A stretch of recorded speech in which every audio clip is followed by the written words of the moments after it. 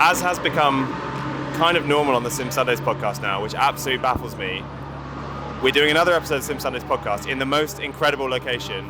I'm sat here with Rory Alexander, who you might know as Erie is, in the McLaren Hospitality. As you can probably hear, the GT3 3-hour SRO race is happening behind us, but we're going to ignore that. We're going to talk about you, Rory. How are you doing? Yeah, I'm all right. Thanks. How are you? I'm absolutely loving life.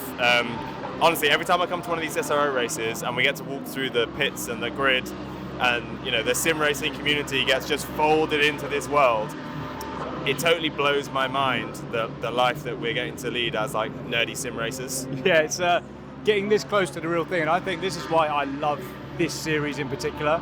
So the Fanatec GT World Challenge, especially the endurance one. Yeah. You can go anywhere you want, basically, with the right, pass. But even with Formula One, you can't get that close. Yeah. But for me, these cars are the last kind of real race cars. They sound like race cars, they look like race cars for me, and to be able to get that close to them, I just love it. I cannot get enough of it. You're saying get that close, right? But tell me what you were doing about an hour and 10 minutes ago, just before we started chatting. In a rather pinch me moment, I was in the safety car for the start of the final round, which is insane. I've never been in a supercar before. I've never done a track day before, so to have that as my debut, if you like, leading 55 cars round Circuit de Catalunya, Barcelona, a track that I've done thousands of laps on at home, it got a little emotional at the end. I'm not going to lie. So. Now I want to talk all about you, right, and your story, but first of all, we can't really just leave that there.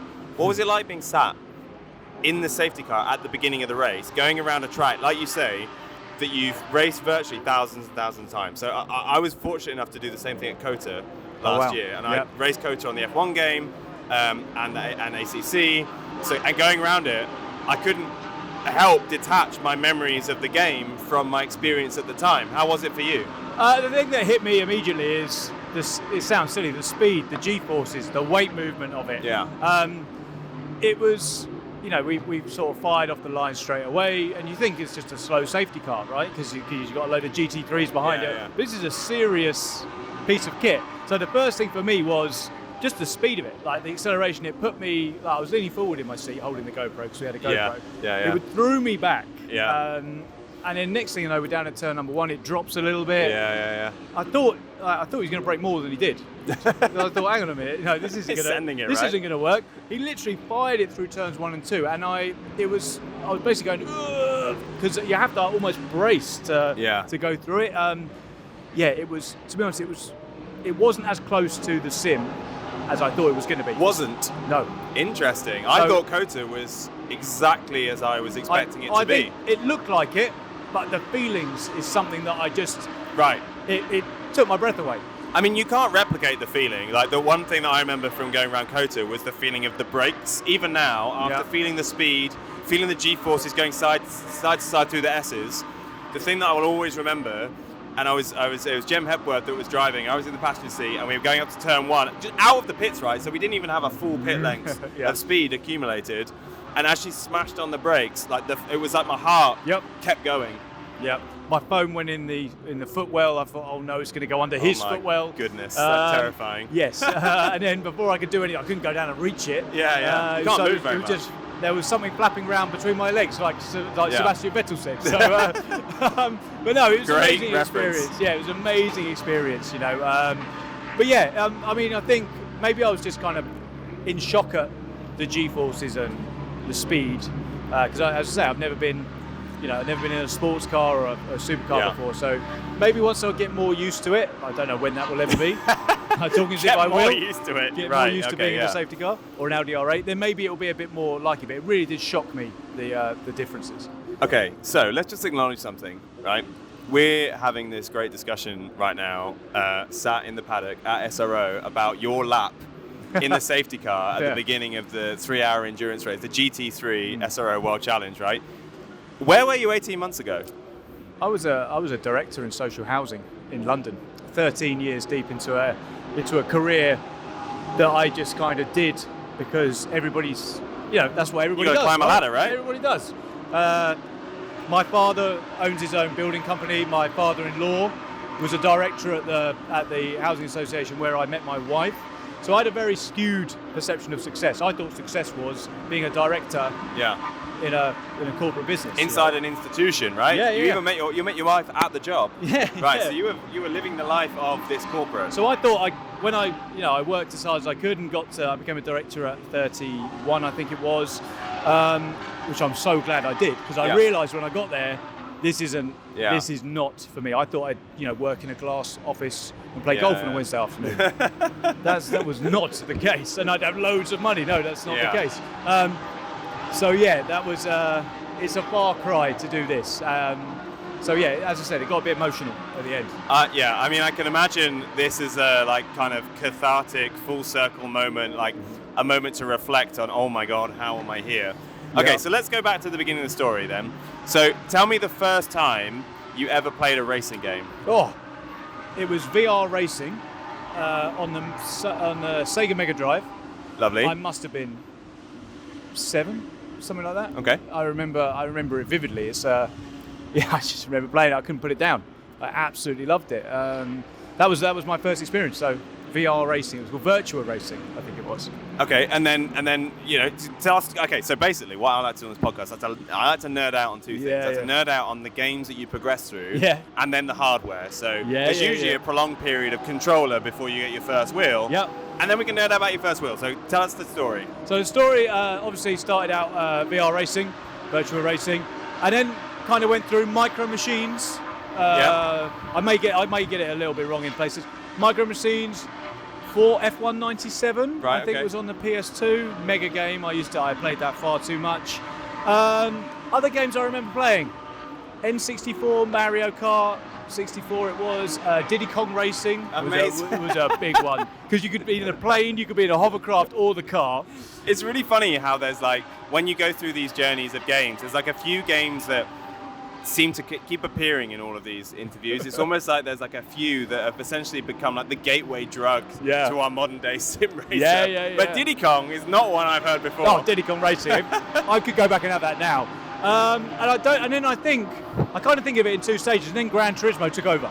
So then Gran Turismo, it was Gran Turismo 1 as we know it now, but Gran Turismo came out. Then that's all I've ever played really ever since. So I played Gran Turismo 1, 2, 3. The prologue one that was in Tokyo. Then we did 4, but I didn't really finish 4. Right. Because I went to university, started playing sport and things, and I started playing Call of Duty a lot during that time. So it was the multiplayer. Yeah. It's all links together. So the multiplayer aspect of it, the online competition. You're not playing AI. I'm not a great fan of AI. Right. No matter how good it gets for me, it's not. You can't replicate the emotions. Even now that AI is becoming AI. Oh, different. ChatGPT is one thing, and I use that for a lot of stuff. Yeah, don't we all? I wouldn't write my own emails anymore. Why would I do that? I can get someone to do it. But in terms of racing games, you can't mimic the emotions of another human. And so playing Call of Duty, I found my love for that online competition against humans. Yeah. We were doing basically team deathmatch and all those kind of classic things, right? Where you'd outsmart someone or they'd outsmart you. But it's emotive because it's a real human being. I love it. There is nothing emotive about beating code. No, it was rabbit chase, I think is the phrase, where you start at the back, and plus with Gran Turismo, I just buy the Formula 1 car and just beat every race possible. It's completely pointless. So I think it's probably fair to say that you are best known for Gran Turismo. Now you've started ACC and you've done some collaborations with Jardier, and you've kind of broadened, and now obviously Gran Turismo 7 has now come back out. Yeah. So now you're kind of back in the Gran Turismo scene. But along this journey, at which point did you first say, I'm going to stick a webcam up and show this to the world? Oh, a long time ago. I mean, even before I thought I could go full time with it, to be honest. It was I just wanted to be streaming. I wanted to kind of... Why? I don't really know. I think probably in the first instance, because it was easier to make videos. I was doing voiceover videos at the start, so I'd record a race offline. So I'd have to do that first. Then I'd have to think of a story. Yeah. And I scripted it at those days, so I didn't have to tell a story. And I'd do that, but much easier. It's a real craft then from the beginning. It wasn't, it sounds to me like a lot of people, I think since the Twitch era has started, a lot of people go, well, I play games all the time. Why don't I try and build something around that? I'm just going to stream myself because I'm gaming all the time anyway and just see what happens. But this is interesting because this is different. You know, from the very beginning, you've decided that I need to script stories. I need to build stories out of this. Yeah. Like, there must have been some other motivation behind that. I love telling stories. I'm very entrepreneurial. I like to build something from nothing. And that's kind of what I did with the channel, really. Obviously built it from nothing, but I can tell I like to build a story from something, like a race. Yeah. So I like to tell my perspective, or I like to delve into, again, it's sort of that human element. Why this person did this? Yeah. Why did I do that when that person did that? So yeah, just made a few videos. Things got a bit out of control. Started streaming because it was easier, you know. So when you say get out of control, then, so were you having a decent amount of success with your on-demand content, so your non-live streaming content? Yeah, massively. It was kind of, I kind of just did it as I was going through the ranks at work. I kind of had a feeling it's not what I wanted. Like every run of the ladder that I got up, I thought this isn't as good as I thought. So I needed a release. So I made just a few videos, and I'd always loved Gran Turismo. I was the racing guy in my circle. Yeah. And just looping back to where Modern Warfare comes in, when I went on honeymoon in 2017.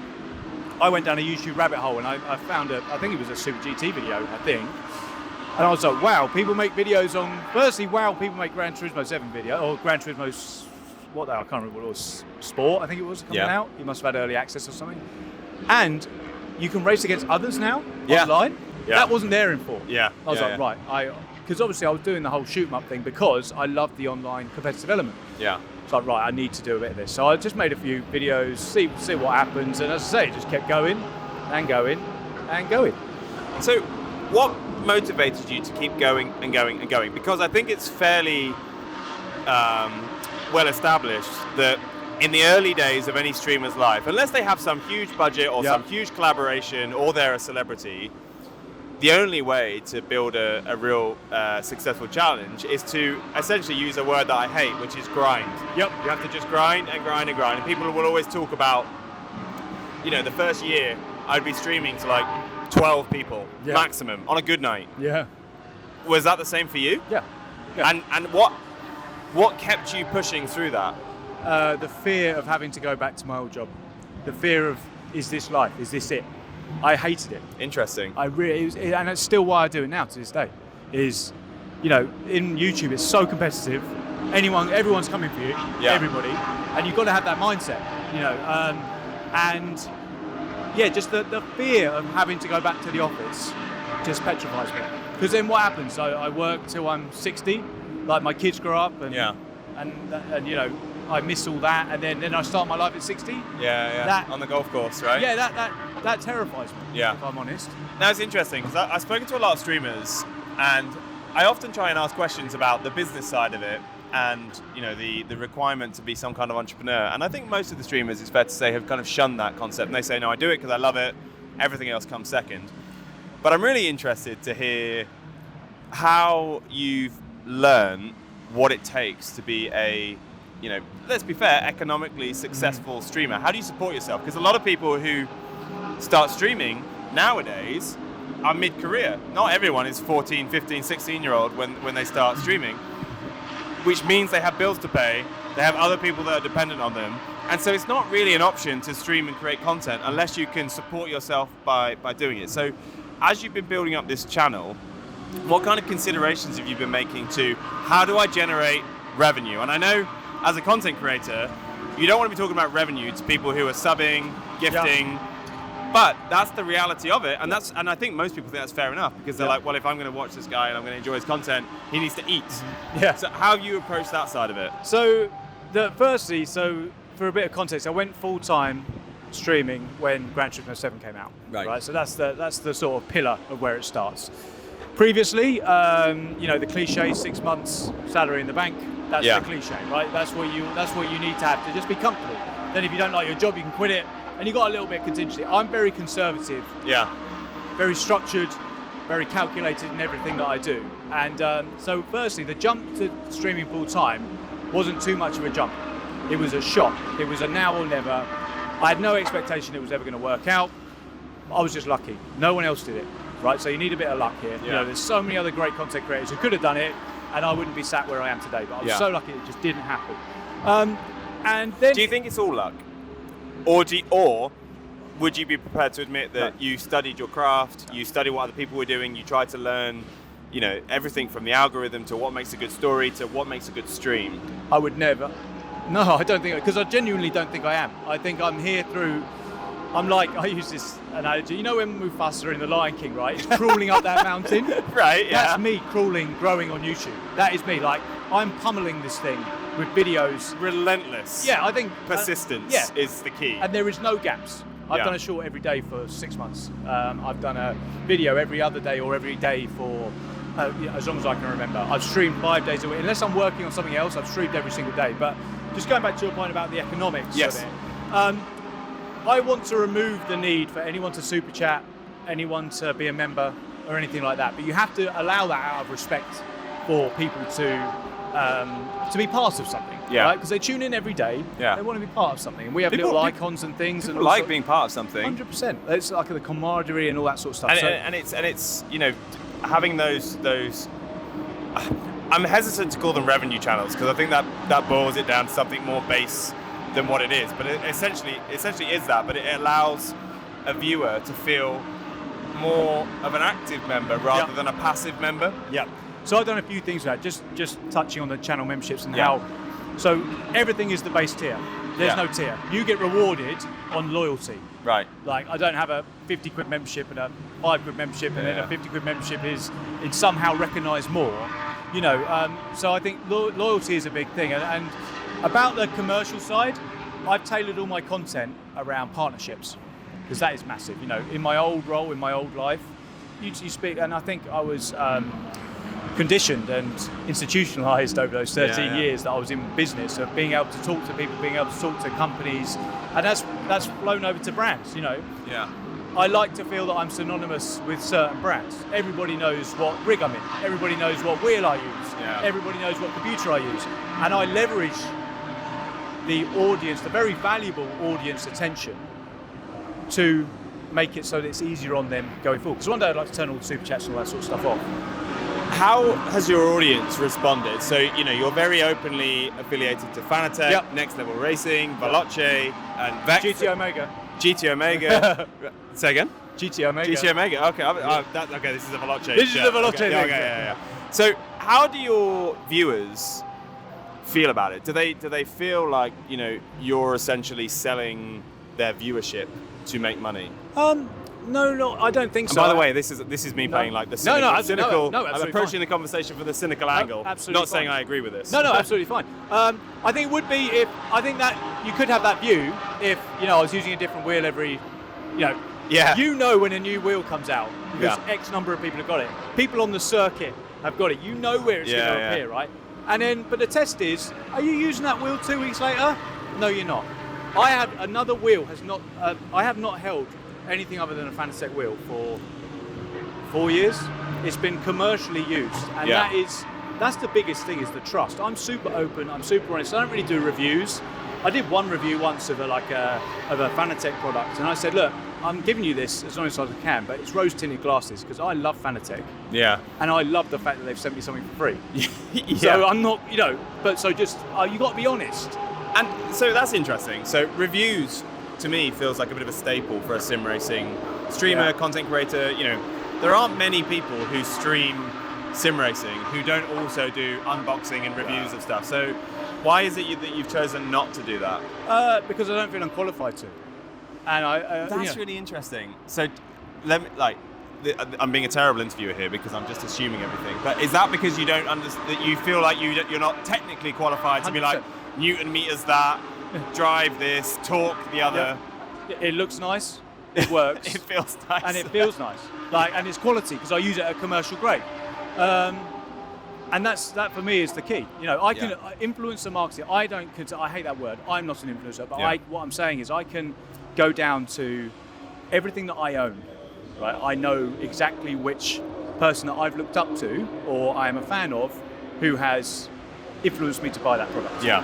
So, you know, I think it's so important with trust and stuff. You know, if I was flipping and flopping, you know, then it's different. I think you can lose that trust. But when I say I like something, I use it. And if you don't like something, it's pretty transparent after a couple of weeks where that is now gathering dust on the side. And then the next thing comes up, and the next thing comes up. So yeah, I think authenticity is key. So in terms of authenticity, here's one. So you stream every day, and you stream quite early as well. You're not necessarily an evening streamer, I would say. Do you ever... Okay, since you've had, let's call it a decent following, have you ever woken up and even though you know there's going to be 500, 600, 700, maybe 1,000 people who are going to tune in and watch, have you ever been like, oh, work today? Every day. Not every day, that's unfair. But a lot of days, it is work. And that is not anything to do with, once I'm live, it's fantastic, right? But getting up, setting it up, doing a thumbnail, dealing with stuff, that is what I don't like doing. But it's like I've got two choices. I either do it or I don't. And, but could you not outsource those tasks, especially thumbnails? I know a lot of people outsource their thumbnails. No, I don't feel I'm big enough to do that. And it's not. I'm too much of a control freak with all that sort of stuff. But no, it is like work though, and it's not because I love interacting with the audience that I'm very, very lucky to have. But yeah, of course, there's an element of work. When races go wrong, I want to rage quit like everybody else. And you just, When a terrible combination comes up on a Monday, I'm like, I've got to do this all week. Because that's interesting, because of your specific game, and because of the format that you've chosen, you are kind of tied into like whatever is set as the week's tracks. But we embrace it. We embrace the challenge now. I used to, when I was finding my feet in this, it was like, I was really, really emotionally upset when we'd have a terrible like race or something. I've tried to become a bit stoic and stuff. It's like, look, we'll be have a choice. We will get through this together. Yes. And and people know that about me. They know how I am, so I can't. And also, I owe it to them to, if I'm upset about something or I don't like something, I say it. You share it because people want to share in the journey, plus it's very ups and downs. It's difficult to act 30 hours a day, 30 hours a week, right? If I'm doing 6 hours a day. Are you ever acting at all? No, you can't. And even if I wanted to, you'd see it straight away. I'm a terrible actor. Veloce know this from my videos. The videos that I do with him. So I am what I am, and that's. I'm very lucky that resonates with some people. Yeah. So before we get onto Veloce, you said something that was really interesting, which is you're not big enough to be able to outsource your videos. Yeah. So and I don't want to speak out of turn or ask a question that's inappropriate here, but just for people who are kind of genuinely interested in starting to stream, to give them a real insight into it, and we can talk broadly, are you economically in a place now that's remotely comparable to where you were as a director? Are you able to genuinely sustain the lifestyle that you created as a director at a corporate company with what you're doing now, or are you just confident that you're on the trajectory to get there? If I earned 1 penny less than I did when I was a director, I would stop it immediately. Wow, okay. Because I am not going to compromise my family's lifestyle for an easier or happier life for me. Oh my goodness, okay. They come first. Yeah. And I'm very lucky in the early days, as I'm very, very generous, and I still very much do. I've got incredible support from the community that I can't, and it worries me because I can't put my finger on why that is, because I don't see it anywhere else. I don't see it, and it's happening to me, and I don't know why that is. And so, as I say, everything is fine, but what I'm doing is I'm leveraging those partnerships. I'm leveraging my audience's very valuable and incredibly important attention. I don't, I'm not going to go and throw that. That's our currency as streamers, people's attention. No attention, no nothing, right? Or no. So if I'm lucky enough to have them come and drop in every single day, like most of them do, the same days, the same names are in chat every day. I can't mistrust. I can't use that. I can't misuse that. Or So that's. How is it as a streamer to process the fact that you have people that you've never met and will never meet, who are essentially paying? I know this sounds crude, right? But paying your mortgage. Like, how do you kind of process and deal with that yourself? So they don't anymore. To be honest with you. So right, okay. The way, and let me break that down for you in terms of like, I realise that with a lot of streamers we talk about like games and stuff, but I'm just you're very honest and open about the business side of it, and I think a lot of people who love sim racing would love to give this a go, but I think the biggest worry is, well, how am I going to pay my bills? Yeah, and that is a legitimate. You have to be, you know, like I said, I have to be very lucky that I was the only person who did take the jump in stream around 2007 when I did. But yeah, so all the sponsorships that I've got, maybe more money than YouTube. YouTube is not the number one revenue income, right? And that's very, very. I don't know how normal that is, but that's something I have worked on. Oh, and are we talking like a 70-30, 60-40, 90-10? I have no idea. 70-30, okay, something like that. I just think I apologize if I'm asking very specific questions, but I think from the perspective of somebody who's considering this, and I think given our audience, a lot of people, if you're listening to this podcast, you're super into sim racing, and so you will have considered it at some point, right? Yeah. So I'm just really interested to get into the nuts and bolts of it. Yeah, I know. I'm absolutely, you know, I have to be transparent because I owe it to people who have supported me to be transparent. It's so interesting. It's almost like crowdfunding a very personal brand. Yeah, and I don't, you know, and I see a lot of videos online, and there's a huge thing around this guy makes his money because X donated him 50 quid. Yeah. Or something like that. That is not the case. And the way that I do my content, the VOD style, there's you see the wheel. Every single view you see. Yeah. Every single short, every single video, every single stream, you see Fanatec. Yeah. Same again, you see GT Omega. Yeah. Same again, you see PC Specialist. Yes. You see my socks. Your socks? My socks. I've got a foot cam. Okay, what you tell us about your socks? I have a partnership with Heel Tread. Okay. I've seen their socks. They're very nice socks. So we leverage that. Yeah. So that we're not reliant on those. You know, we live in a cost of living crisis. I don't want to have to. You know, even you can see it with others who do things to gauge to get money. Yeah. You know, there are sympathy stories, and I don't like that. And so what I want to do one day, as I say, is turn the super chats off, turn the memberships off. I just want to stream. That's a very admirable ambition. I've got it taken care of. Yeah. Guys. Like your eyeballs are enough. Yeah. You don't need to additionally pay. So people say, "Oh, Rory's lazy with his editing." No, I am, but it's for a reason. I'm chopping a VOD up. Yeah. But if I'm doing a voiceover like I used to do, I'm no value to Fanatec. Yeah. I'm no value to GT Omega. Yeah. PC especially, I'm no value. Yeah. So I've got a marketing degree. So that kind of plays into that as well. Yeah. That's. Honestly, it's absolutely fascinating because I feel like as sim racing streamers go, you do have a very entrepreneurial approach to it, which I think is great, and I think having this discussion is good for anyone listening who's interested in doing this themselves. Now, something I'm interested in is you were very specifically aligned with Gran Turismo for a long time, and then you started doing ACC, and I remember that I think maybe the second or third time I watched your stream was the race you did with Jardier.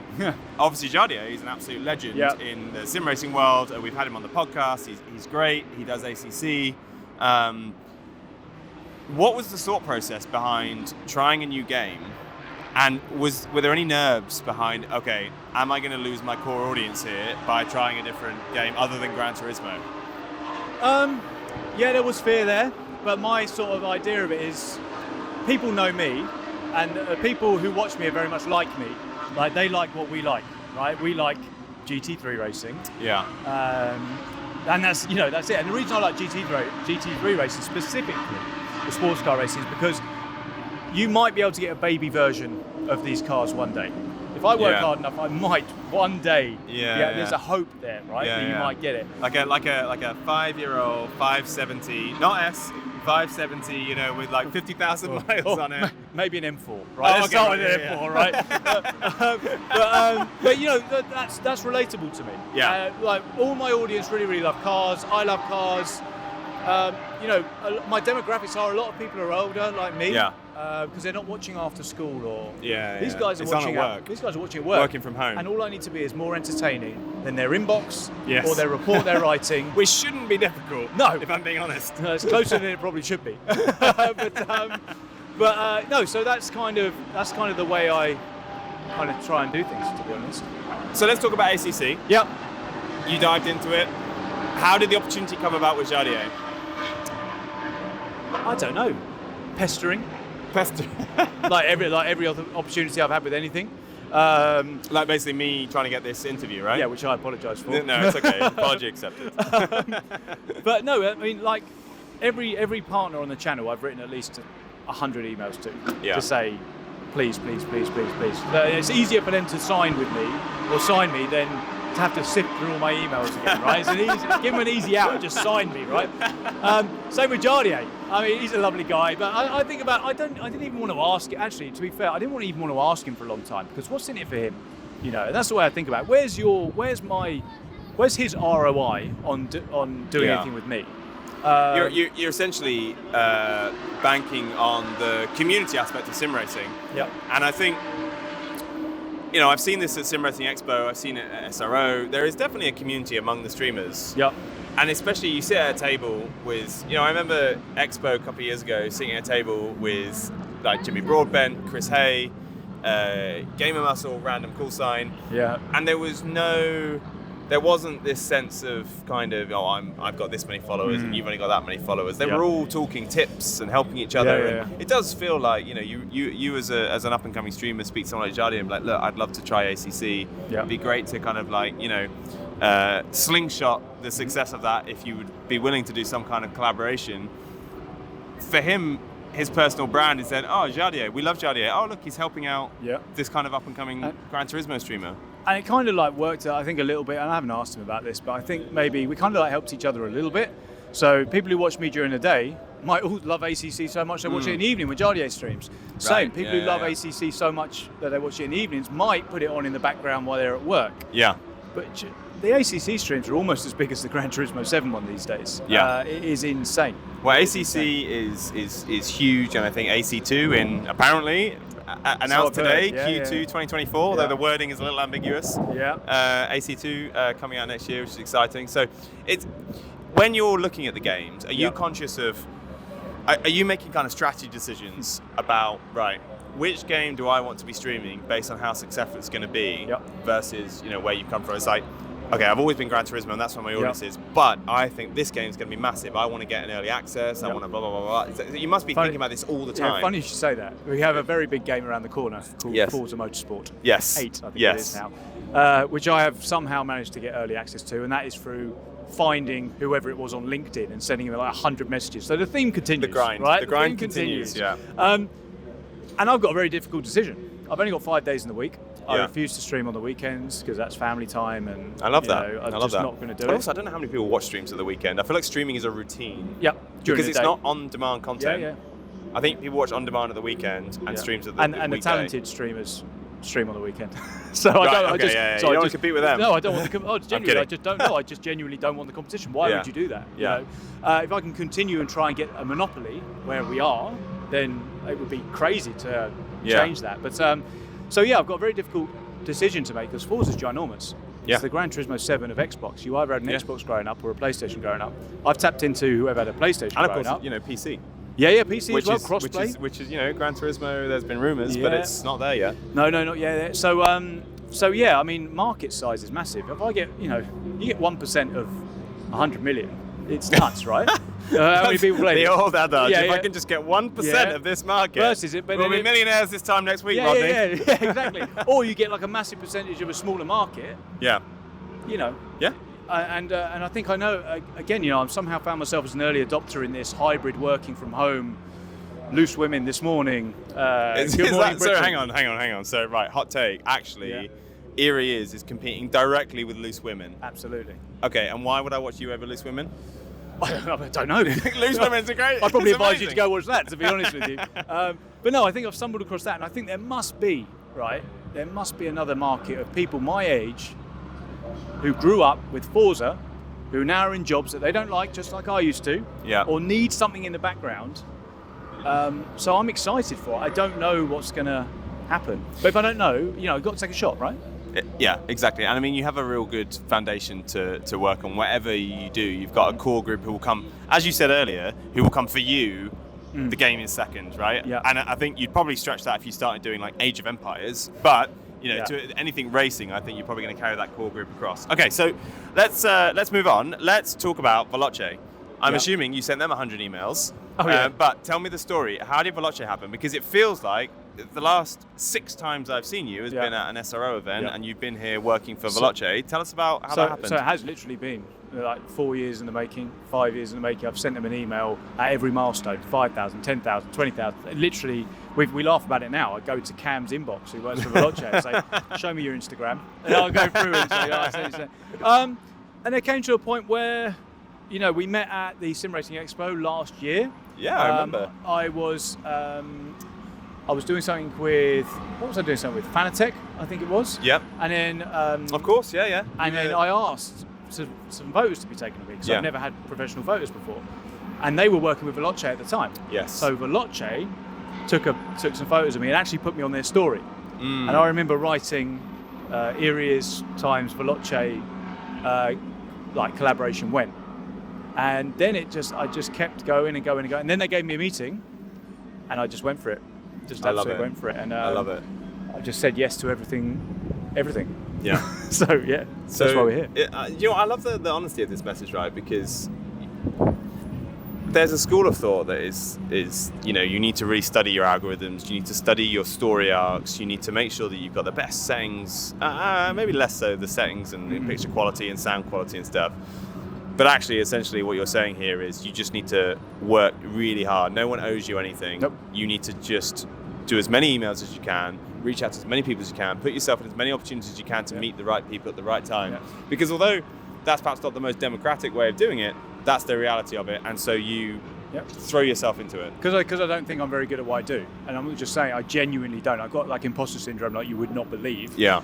Because I see all these amazing people, right, doing these amazing streams. They probably have the same imposter syndrome as you. Yeah, well, they hide it better. They hide it better, most of them. It means that I have to do something to differentiate myself. Hard work, so I try and outwork everybody. I try and, it's a bit of a cliche phrase, I try and get comfortable being uncomfortable. Mm-hmm. So Veloce said, do you want to do this presenting thing for 5 days flying around the world, flying around Europe? My stomach says no, so therefore what comes out of my mouth is yes, every single time. Same with ESL. Do you want to go and do this? Yes. Yeah. And then we'll just see what happens. So Veloce must be a glimpse into a larger world. They have a lot of resources. They have a huge organization, lots of infrastructure. The team that walks around the SRO Paddock is clearly very talented. What was it like as a small independent streamer to just be thrown into that? I still find it quite intimidating when they're sitting in a circle with all their Veloce stuff on. I remember vividly, I was at Goodwood Festival Speed. They had their stand. I wanted to go over more than anything and just say, look, this is me. I'd love to work with you. Yeah. I just didn't do it. I just walked on by. I pretty much went to Goodwood for that. Right. And even now, I see them sitting in a circle, and I forget I'm part of them, and I sort of hesitate going over there. They are. It's an incredible aura about, for me anyway, an incredible aura about. It's almost like a rite of passage for a creator. Steve was doing this, Super GT was doing this last year. Yeah. Not saying that I will be anywhere near him in the next year or ever. This is your imposter syndrome creeping in again. Yeah. But if they see something, then who, I just kind of it's almost like the rite of passage. And of course, these weekends allow you to get closer to be able to turn off Super Chat in the core of what you do, right? 100%. Yeah. Same with the ESL stuff that we've been doing, just broadening those horizons. It's not all about YouTube. And that's what I would say to everybody who is trying to do streaming or is trying to do videos. It'll be the worst paid job of your life for a long time. But you've just got to suck it up and do it. That's the way it works. It's enjoyable. Yeah. When you boil it down, it's enjoyable. It's your passion. If you're not passionate about it, just don't do it. But you just have to keep going and build that financial ecosystem around you, so that you are not dealt with people say algorithm, it's not, it's audience. Replace the word algorithm with audience, right? Some people get very lucky and yes, it pushes, but people still need to click on stuff. Just build it, take the pain out of it and say, right, okay, I'm going to rely on brands who have budgets rather than people who have personal budgets. Yeah. That's the ethos for me. I mean, it makes total sense. Now, Rory, I really appreciate you taking the time out. Obviously, you're a very busy guy. You've got a lot of Veloce jobs to be doing around the paddock. But something I do want to ask you, that I've asked a lot of people that have come to this podcast, but I don't know if I've asked somebody with your profile of being a kind of primarily console streamer, eyes in the Veloce world. Yep. Fast forward 5 years, look at the sim racing landscape. Yeah. What's the biggest difference between then and now? In the last 5 years, or in the next 5 years? What I'm asking you to do here is predict the future. I think it will be esports will dominate, and I think ESL R1 is a start of something. Whether ESL is the thing, I think it will shape. It's a disruptive technology. It's gonna, more eyes are on it. We're sitting in the McLaren hospitality suite, right? Yeah. Because they're doing esports at a real life event with real drivers. Real brands want to get involved, so I think that is where it's going to go. Graphics will improve, games will improve, yada yada. We assume we're on a fairly linear curve with all of that on stuff. that. But brands. You think esports? Yeah, for me, that's the way it's going to be. Like massive, sort of like the the Fortnite stuff. If we can get there, the collaborations. I'm going to go and watch a concert in Fortnite. Yeah, because brands, eyeballs, attention, eyeballs. That is what brings the money in, and I think that will be where this goes, to be honest with you. And how about you? Hopefully I'm still doing it in 5 years. So many better creators have come and gone. That's the basis. Survival. Yeah, there's two ways. 5 years, what I'd love to see is I'm still here. The two ways that this will fail for me and anybody, it fails. You lose motivation, and that will never happen because my back's against the wall. I'm doing this for my family, not me. So that will never finish. Or financial, and I'm doing everything I can to put, ring fence things, put things in place. I'm sitting there looking at a Mercedes E-Class, right? Oh, E50, E63 AMG. The Porsches are so beautiful. The McLarens over there. I would love one, right? My goodness, look at those. They are stunning. But my kids need educating, and my mortgage needs paying. Yeah. So they're the two things that will trip you up. Yeah. So my full focus is to mitigate those risks, and that's it. That's what I do each and every day. Well, Rory, thank you very much. I really appreciate you taking the time, even if I have had to DM you on Discord about 50 times with no response, which doesn't do a great deal for my ego, if I'm being honest. No, or my image. But I appreciate it. Thanks for being so honest and open, and I think everyone who's listening is going to really enjoy this genuinely opened window into the world of what it takes to become a streamer that can pay their mortgage. So thank you very much. Appreciate it. Thank you for your time. Sorry it took so long. Cheers. Thank you.